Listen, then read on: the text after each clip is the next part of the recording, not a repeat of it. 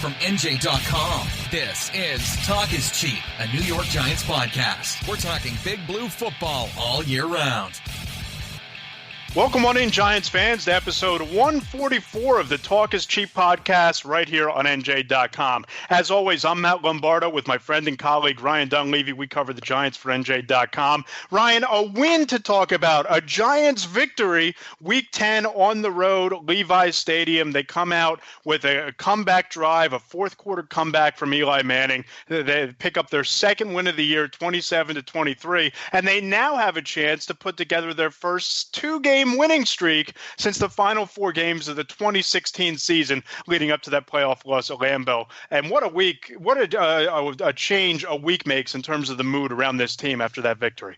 Yeah, is this the playoff edition of the podcast, Matt? Is that are we talking playoffs yet, or is this the Eli Manning contract extension edition of the podcast? Where are we right now? It's probably the closest thing to talking playoffs as we're going to get on this podcast all year long. We're going to break some cold water you just throw on everything. Well, you got to build it up and then tear people down. That's what we do here, right? But if you do like what you hear on the podcast, we'd love if you would subscribe on iTunes, leave us those 5-star reviews, let us know what you like and you don't like, and it helps us really grow the show. You can find us on SoundCloud, Stitcher, Spreaker, iHeartRadio, Google Play, and of course YouTube. You can check us out on all those places. And the one thing, Ryan, that Odell Beckham Jr. seems to be wanting to check out is an 8-game winning streak to close out the year. They now have a win against the Niners, and I think a very winnable game upcoming against the Tampa Bay Buccaneers. Do they have any shot at this? Do they have any shot at turning this thing around? I'll let you give your answer first, and then I'll chime in. Well, I didn't pick them, but a lot of people picked them. So, look, the Giants are favored for the first time all season. It's Week 11, and the New York might be the only time all year, by the way. It's Week 11, and the Giants are favored for the first time all season. That's hard to believe, really. Shows you how bad they've been and how good the schedule has been. I didn't pick them. A lot of people did. I think you did. A lot of people around the nation did. A lot of people on our staff did. A lot of people think the Giants are going to win 2 in a row. We'll dive into it soon. There's parts of this matchup I don't like for the Giants along the line of scrimmage and secondary, but look, it's certainly possible. The Bucs stink, and you and I should be at least glad of one thing, Matt. You know what that is? What's that? We're not covering Raiders-Cardinals.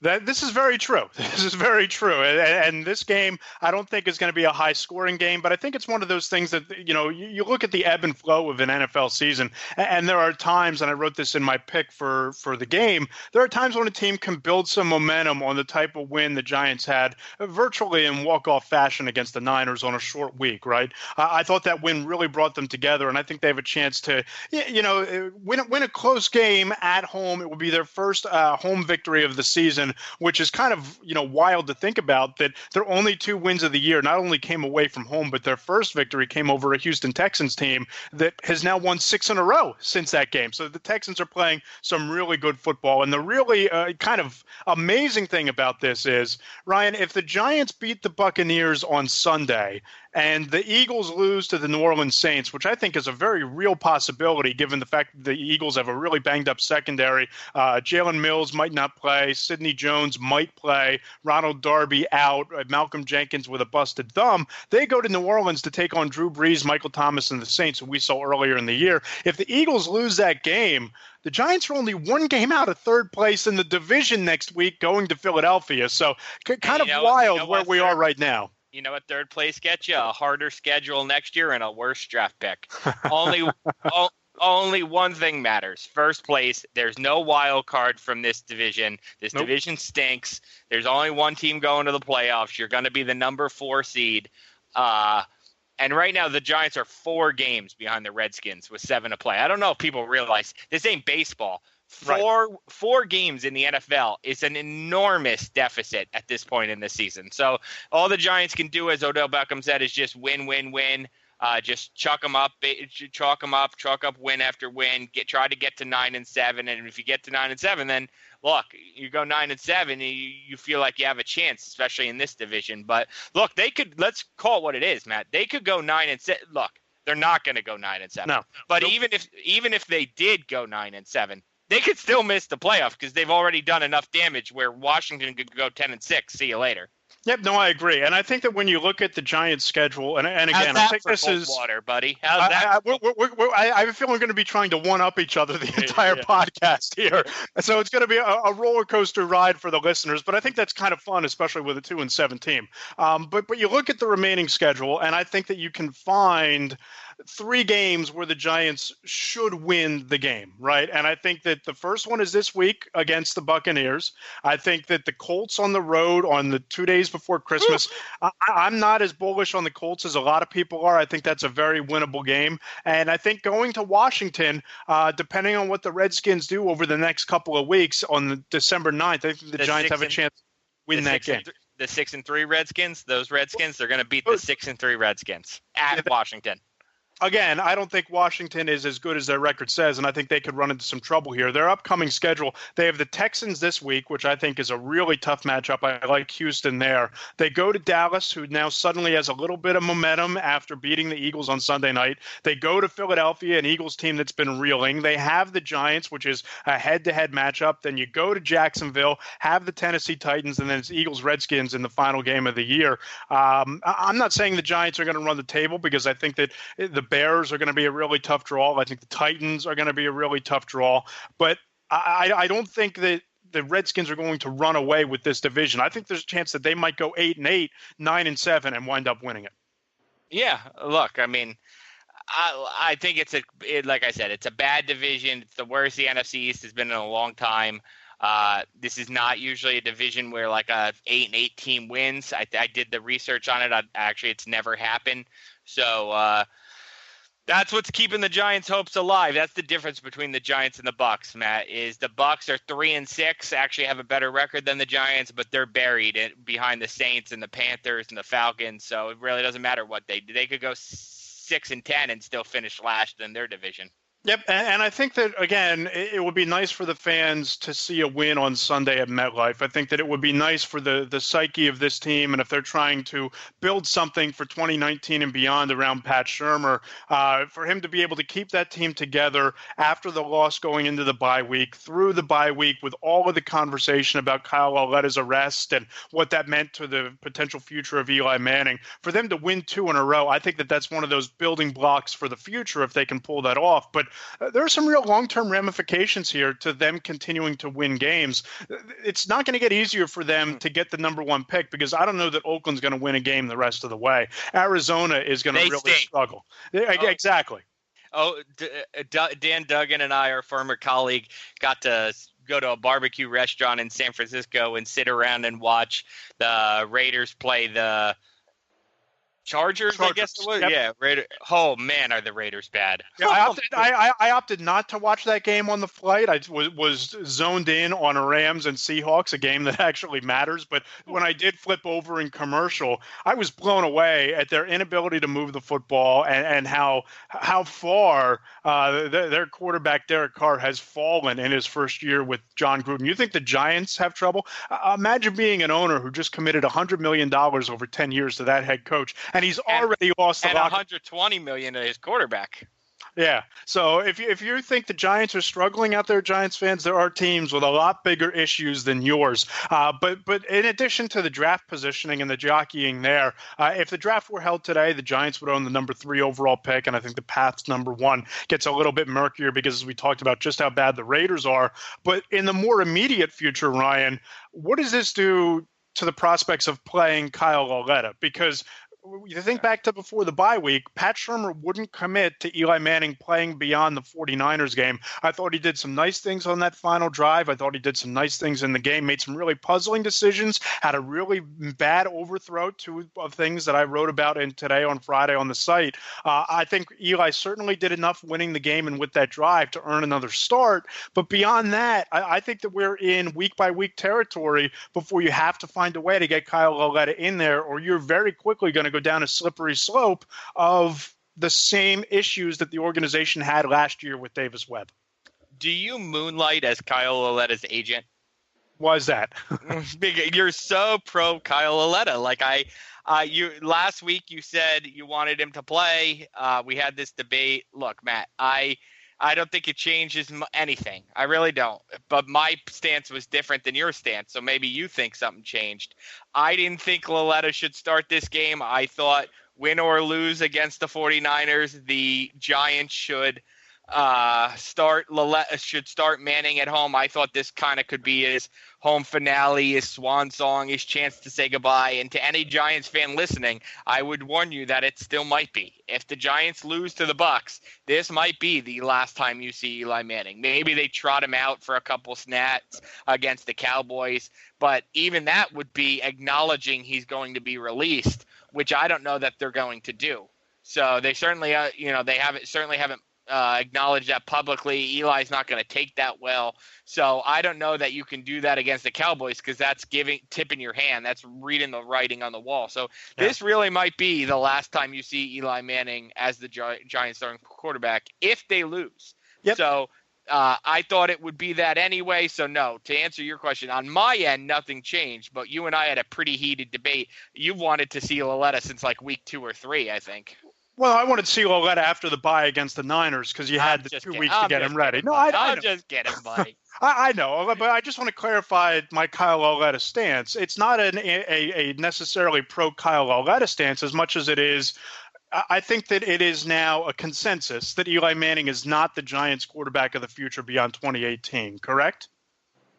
Correct. So with that in mind, I think that you need to get as much data and as many snaps as possible with Kyle Lauletta as the quarterback to evaluate, can he be your starter in 2019? Or do you have to go all in to get Justin Herbert, even if that now potentially means mortgaging future assets to trade up and get Herbert in the draft above the Oakland Raiders? Or are you okay with Kyle Lauletta being your starter for a year or even being your franchise quarterback? Listen, I know you did the breakdown, and the Dak Prescotts of the world, that they are the clear exception to the rule when it comes to fourth-round picks. You're typically looking at career backups and journeyman quarterbacks in that range, but you just don't know. And Lauletta, this team fell in love with him at the Senior Bowl. They saw what he was able to do against some of the top talent in that All-Star game. They like his ability to make quick decisions, get rid of the football, and all of those things. And I feel like the longer you play Eli Manning, the shorter your evaluation window gets. And if you're going to finish this year 2-14, 3-13, 4-12, I just don't know why you benefit or what the upside is of playing Manning. No, look, I agree with everything you said. I share your opinion. I just don't share your opinion of what the Giants are thinking or what the Giants are going to do. I share your rationale, your reasonable line of thinking. Everything you say makes sense. I'm just trying to put myself in the head of the owner who signed off on Eli's benching last year and then changed his mind, or Gettleman, who is wearing rings on his finger that Eli Manning won him. Right. So that's why I don't see it, to be honest. But I agree with everything you're saying. I think it's all rational. And you brought up my story, my 4th-round pick story. If you haven't checked it out, please do on NJ.com/Giants. I went through every 4th-round pick since 2000. And if you're groaning at the idea of Dak Prescott being the Giants quarterback of the future or Kirk Cousins being the Giants quarterback of the future, if those guys aren't good enough for you, then boy, are you in for a rude awakening, because those guys are the high-end ceiling, and most 4th-round picks end up being Stephon LaFours or, Kyle Orton or Matt Barkley. Although if you're a Jets fan who happens to be listening, you might. I'll leave that there. I'm going to throw a very wild concept. Hold on. I just say that because all the time we get tweeted like, "What about Russell Wilson? What about Nick Foles? What about Tom Brady?" Yes, pick, exception to every rule in the history of the NFL draft. Yes, correct. So if Kyle Lauletta is the exception, then you just hit a home run. But I gave you the rule, basically. Yep. Now, I'm going to throw a wild concept at you, and I don't think that I've even discussed this with you off the podcast, in the car, driving back from a game, on the road, anywhere. That was some drive back from Santa Clara to San Francisco. I don't know what you forgot to mention. We had about 2 hours to discuss everything. So, would you trade, and I'm not saying you as in being Dave Gettleman, but if you could pick up the phone and call the Dallas Cowboys, would you trade a second-round pick? as Ryan Dunleavy running the Giants, Okay. would you trade a second-round pick for Dak Prescott? No. Okay. No, I would not. I would take I think there will be some second-round quarterback available this year. I mean, now look, second-round quarterbacks have a much higher success rate than fourth-round quarterbacks. I think there will be some second-round quarterback this year. Ryan Finley from North Carolina State, or Will Greer, West Virginia. Yes, yeah. Or the kid from Duke whose name escapes me at the moment. One of those kids will be there in the second round that I would take my chance with him. He could be worse than Dak Prescott, but at that point, I'd rather have my own guy because I'm certainly not convinced that you could win with Dak Prescott in this league. Understandable, but I think that if you are out of the Will Greer sweepstakes and if you are not looking for a bridge quarterback in a Teddy Bridgewater, I look back to Dak Prescott's rookie year. Bridgewater. I like what you did there. You like that. Yeah. Rookie year for Dak Prescott when he had all those weapons with Ezekiel Elliott and Des Bryant and Jason Witten, 3,600 yards, 23 touchdowns, 4 picks. In a year where he, quote-unquote, regressed last year, 3,300 yards, 22 touchdowns, 13 picks, 63% completion percentage. I look at this year for Dak Prescott, I think it's more of an anomaly because he just has nobody to throw the football to. I think that if you put somebody like him with his functional mobility in this offense behind this line with Barkley, Beckham, Shepard, Ingram, if people want to blame the offensive line and want to say that it's a lack of protection for Eli Manning and Manning's inability to create extra time in the pocket that's really hampered this offense, in addition to, in my opinion, inconsistent arm strength, I think Dak Prescott is a guy that you drop into this offense and you're ready to compete for the division next year.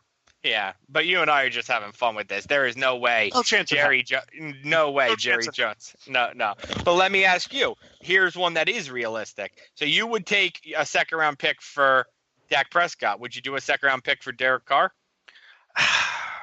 I'm not. I go back and forth because he is just completely, cratered and fell off a cliff.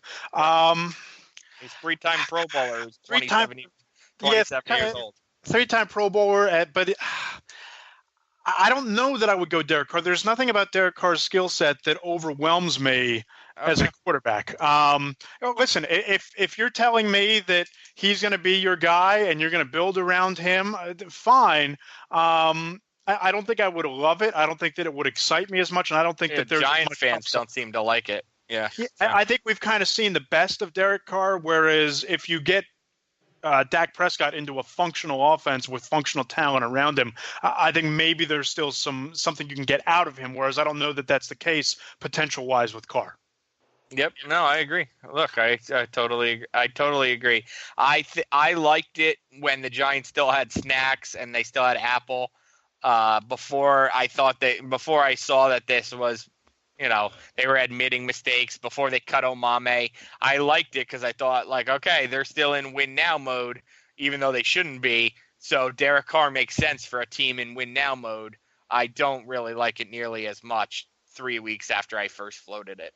Yep, no doubt about it. And the one game where they have a real chance to, quote unquote, win now, I think, is Sunday against the Buccaneers. And it's one of probably 3 winnable games remaining, but again, the Eagles game is the ultimate wild card because that team could be riding a 2-game losing streak into the link next week, and the Giants could have an opportunity there. So let's dive into this game. Obviously, the big storyline this week, Ryan, was the return of Jason Pierre-Paul. He has 8 sacks this year, which I believe is 3 sacks fewer than the Giants have as a team. 2 sacks, so the Giants have 10 sacks. He has 8. He'll be lined up against Nate Solder, who had arguably his best game as a Giant. He had a 92.7 pass blocking grade against the Niners, which was unreal. All eyes are going to be on this matchup on Sunday, and I think that it's going to go a long way towards helping or hurting the Giants' chances. Yep, I agree. I think that's I think we can probably give you one key matchup really on each side of the ball, and I think that's the number one on that side of the ball. I just don't see how the Giants have any chance against this pass rush, and it's not just Pierre-Paul. I don't think there's anything arguable about it. Solder had his best game. Credit to Pro Football Focus. They do a great job with offensive line Yeah, numbers. I broke that down this week. You can look at each player's individual grade. Solder played very well. Jamon Brown graded out pretty well in his first game. One of the worst games of the year for Will Hernandez, who Pro Football Focus views as a top 10 offensive guard in the league.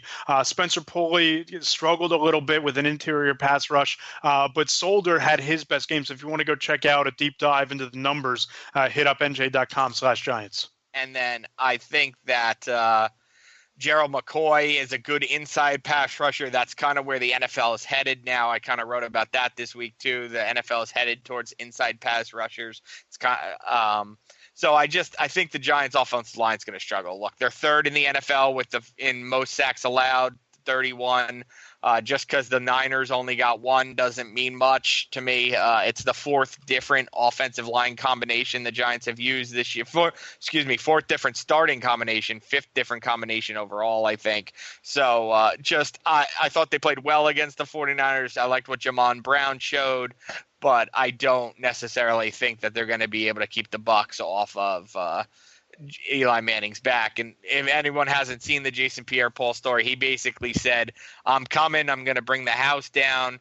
Pretty clearly has a chip on his shoulder. He didn't like being traded. He didn't like the way it went down. He said he didn't hear from anybody besides a couple of teammates and Dave Gettleman.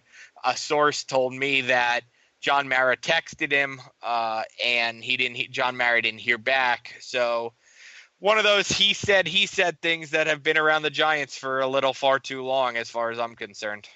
Yep, no, and certainly that's going to be the talk leading up to Sunday, and it's going to be interesting to watch who Jason Pierre-Paul says hi to before the game, if he approaches John Mara, if Mara approaches him. It's going to be fascinating to see that. But on the defensive side of the ball, Ryan, two really big matchups, both in the secondary, stand out to me. One, it's Landon Collins against O.J. Howard, who's putting together a really nice year. And you look at what happened in San Francisco. Collins really struggled covering the tight ends and covering running backs out of the backfield. Giants, both Ogletree and Collins, not really great in coverage the entire night. And then Janoris Jenkins against Mike Evans, that's mano a mano. I mean, you're looking at the Giants' best cornerback, even though I think he's been wildly inconsistent all year, against Mike Evans, who's probably a top 5 wide receiver in the entire NFL. Yeah, I agree. I think Janoris Jenkins, inconsistent's good. He's an enigma. Yeah, I think he's one of those guys that kind of plays to his competition. So he rose to the occasion with Mike Thomas. I won't be surprised if he rises to the occasion with Mike Evans. It's almost like unknowns, like that guy on the Falcons, have a better chance of catching Janoris Jenkins by surprise than these big time guys do. So I think you're right. I think that's a key one. And then the Giants don't cover tight ends well. They just don't. They haven't since 2016. They didn't in 2017.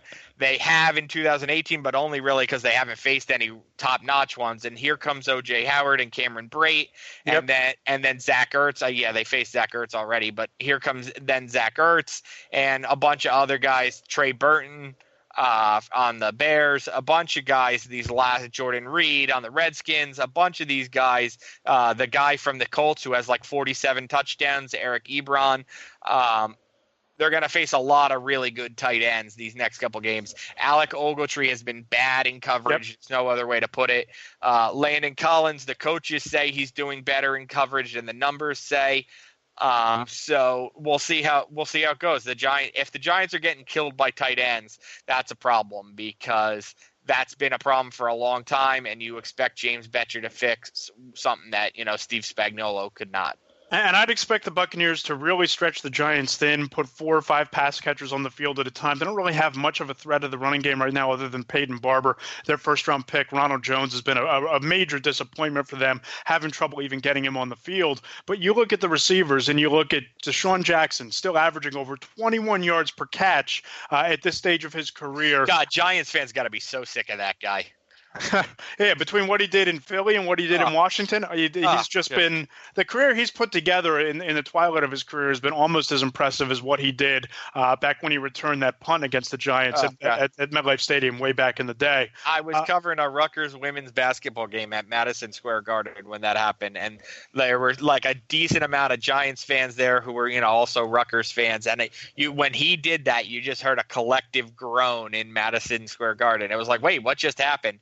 and then like you check Twitter or you heard through text message what had just happened, and it was just that groan in the basketball crowd when Deshaun Jackson did that is something I'll never forget. Yeah, so you look at O.J. Howard, you look at Deshaun Jackson, you look at Mike Evans, who right now is averaging 16.7 yards per catch. And then Chris Godwin is emerging for them as well, putting together a really nice year in his second season. They move him around between the slot and outside. He's averaging 13 yards per catch and has 4 touchdowns. So they like to throw the ball. They like to spread it around. And I think that could be a trouble spot for a Giants secondary that, yes, you have Landon Collins, who's an all-pro, but Curtis Riley is a real question mark at free safety. You look at the outside, you have Janoris Jenkins. B.W. Webb might be playing a little bit out of position on the outside. And then you have a couple of rookies in Grant Haley and Sean Chandler rotating in the nickel. Ryan, I really don't love the matchup of the Buccaneers' pass-catching weapons against the Giants secondary. No, I certainly don't love it. And the stat I've been using all week is Ryan Fitzpatrick has as many touchdown passes, 17, as the Giants have touchdowns scored total, offense, defense, special teams, running, passing. And that's with Fitzpatrick sitting out 2 games and not starting 3 of them while the Jameis Winston experiment continued. So the Bucs are explosive. There's really no other way to put that. They're the number 1 yardage offense in the NFL. The Giants are not. I don't know if the Giants can keep up. Really, it's going to be on the Giants defense. This game needs to be played in the teens or the 20s for the Giants to have a chance. If the Bucs start scoring points, there's just no way the Giants are going to win a shootout. And that's why I think the 2 keys to this game from a Giants standpoint, Ryan, are creating turnovers. That's number 1. And you look at Ryan Fitzpatrick in his career, he's always been susceptible to turnovers and interceptions, and he's struggling protecting the ball this year. And the other thing is you have to get off the field on third down. Chunk plays are going to happen against this team. There's no getting around it. You're going to give up a 15, a 20, a 30, a 40-yard pass just because there are so many weapons on the outside. But if you limit the opportunities and you can keep the Buccaneers in 3rd and 7, 3rd and 6, 3rd and 8 situations, and you get off the field on third down and don't allow prolonged drives and extra chances for Fitzpatrick to put the ball up in the air, then I like your chances to win the football game. But I agree, if it's a shootout, I don't know how the Giants win it. Yeah, I look, and that's crazy when you have Beckham and Manning, and I wrote today they have 4 former first-round picks and a second-round pick are their skill players. Corey Coleman, Odell Beckham, Evan Ingram, and Saquon Barkley are first-round picks, and Sterling Shepard's a great second-round pick. And they can't score. So, I mean, look, the Bucs had that problem this week. They piled up yardage and finished with 3 points against the Redskins because same kind of thing. All the yards were between the 20s. The difference with the Giants last week was they got in the end zone. Manning threw 3 touchdown passes. They didn't settle for field goals in the red zone except the one they kicked 2 field. Yeah, I think only the one. It was the one where Saquon Barkley got stuffed for a 3-yard loss on 3rd and goal from the 3, and Odell Beckham Jr. lined up uncovered in the slot, and Eli Manning didn't audible or check out of the play to throw it to him, and they had to settle for a field goal. Yeah, which Shermer sounded okay with, which I don't know, is head scratching to me, but. Yeah. Anyway, but none of that matters because they won the game, and we were joking the other day with Shermer about like the questions this week were all about the Buccaneers and not about benching Eli or what Odell said or whatnot. And the locker room, which is something that only you and I would really care about, but matters to the fans because it's who you're getting stories on, didn't have 5 guys in it. It had about 30 guys in it. Right. So what a difference a win makes for everybody, huh? Yeah, I agree, and I think that's in the NFL. That's where I think that these sort of things can snowball. And listen, I don't think this team is in a position to make that run to 9-7. I think that the schedule is still very difficult over the second half of the season. But this is where you're trying to. I think they have 3 straight games against winning teams, which I did not expect. When the schedule came out, I thought the second half of the schedule was kind of a joke, to be honest with you, and it's actually tougher. The first half is just as tough as I thought, and the second half is tougher than I thought. They go Bears, Titans, and Redskins, I think, back to back. 3 current playoff teams, 2 of which are leading their respective divisions. Yeah, and you still have the Eagles and the Cowboys mixed in there, so you have 3 division games left as well. Yeah. So you were saying?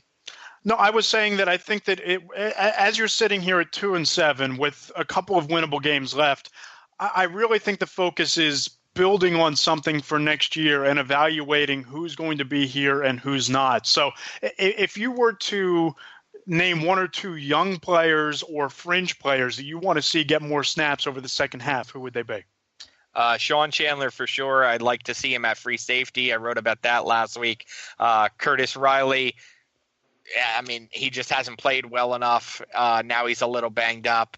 I would like Chandler's playing in the slot. I'd like to see him get more of a look at free safety. If in some world where he's your free safety of the future, that's a huge bargain on an undrafted contract. Saves you a lot of money if you can have one of those guys in your starting lineup.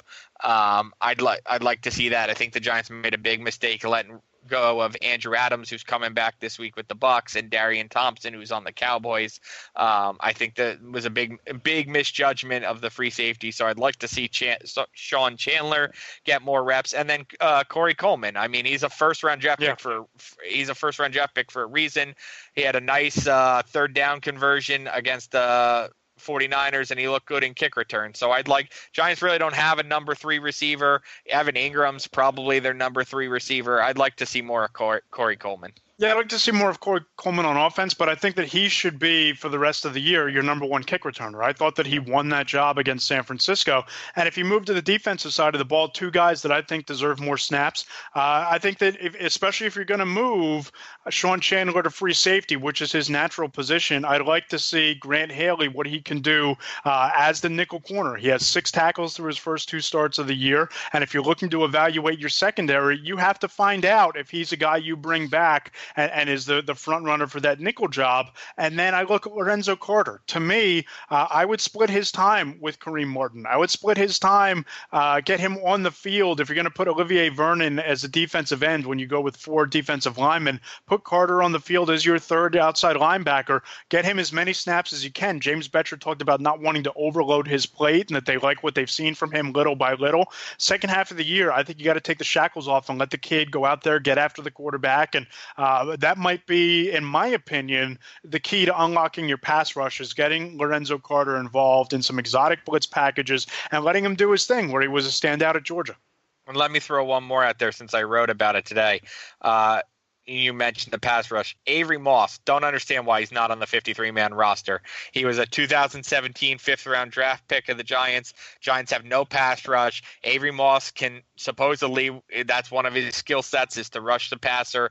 Started 2 games last year for the Giants. Don't understand why he's on the practice squad when guys like Evan Brown and Cameron Moore, Evan Brown hasn't been active or hasn't played in a game yet. Cameron Moore's played in 1. Don't understand why Avery Moss is just sitting on the practice squad. Now, look, no one else has claimed him, and I know that's your logic for saying somebody's not very good, is you're sitting there for everybody and no one else wants you. But to me, the Giants, with their roster, 7 undrafted rookies are on their roster. 7. We just named a couple of them. Brown, Moore, Chandler, Haley, Quadri Henderson, Jawill Davis, all these guys, Henderson and Davis, especially if Coleman's your kick returner. Davis and Henderson are basically the same player. You don't need them both. I don't understand why Avery Moss hasn't been promoted to 53 yet.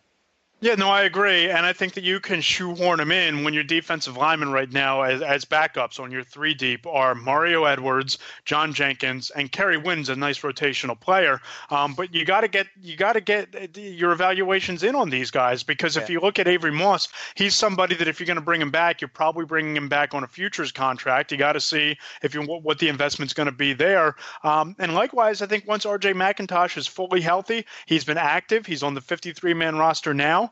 Throw him in there. Get him into the defensive line rotation. If only on situational pass rushing downs on 3rd and long. That was his specialty at Miami. Let him go do it. Yeah.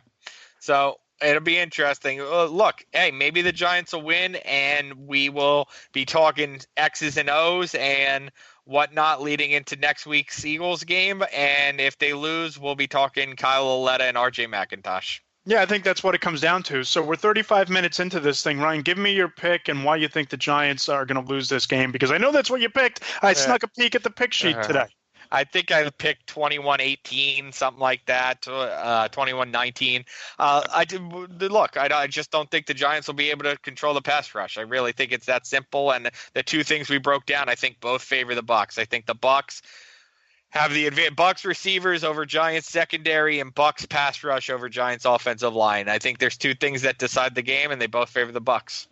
The one thing that doesn't favor the Bucs is the turnovers. And you look at Ryan Fitzpatrick this year, 9 interceptions. Yes, he has 17 touchdowns, but I think that he's a guy that you can force into making some mistakes, especially if you start to win the field position battle. Maybe they're starting out deep in their own territory and you get a timely turnover. I don't think this is a game where either team is going to put up big numbers in terms of points. I could see the Bucs putting up a lot of yards between the 20s, but unable to punch it in. I like the Giants in this one, narrow margin, 19-7. Ryan, I think this is actually the second time all year that I've picked the Giants to win a football game, and they lost the other one. So we'll see how that works out. But so you're the curse. Yeah, exactly. I think they win the game, and I think that next week we're talking about a 3-7 Giants team going down to Philadelphia against an Eagles team that, coming off a loss, is going to be sitting there at 4-6. And if you told me that at the beginning of the year, I would have thought you were nuts, because I thought that both teams would be much better than that. But that's where we are right now. Yep, that's the NFL, and Philadelphia is the Giants' house of horrors. So, parting shots. I want to give a shout out to two guys who anxiously were awaiting this podcast: Mike Krybier at Beastie Fido and Colin Cerniglia at Colin Talent 409. Both were like, "Where's the Talk is Cheap podcast? I'm dying for one. Where is it?" Here it is, buddies. I got one for you, and you're going to appreciate this. How about New Jersey Department of Transportation? You really dropped the ball on this snowstorm. I have a long commute as it is. Dude. I made it this whole podcast without complaining about the fact that it took me 5.5 hours to drive 10 miles yesterday. Yeah, it took me 4 hours to drive much further than 10 miles, but still here. You had this snowstorm on the horizon. How about prepping the roads? How about lining up your snowplows? How about getting out there and getting ahead of this thing so the roads weren't the house of horrors that they were yesterday? Oh, Jesus. I mean, they literally were less prepared for this than the Giants were for Eric Flowers not performing. Take a bow. I think it's time to check out. He's Ryan Dunleavy. I'm Matt Lombardo. Be sure to follow him on Twitter at RY Dunleavy. I'm at Matt Lombardo NFL. You can check out the podcast at Talk is Cheap NYG. And again, if you like what you heard today, please subscribe on iTunes. Check us out on SoundCloud, Stitcher, Spreaker, iHeartRadio, YouTube, and Google Play. And leave us those 5-star reviews in iTunes and the Apple Podcast Store. Ryan, this was a lot of fun. I'll see you Sunday at MetLife. Sounds good.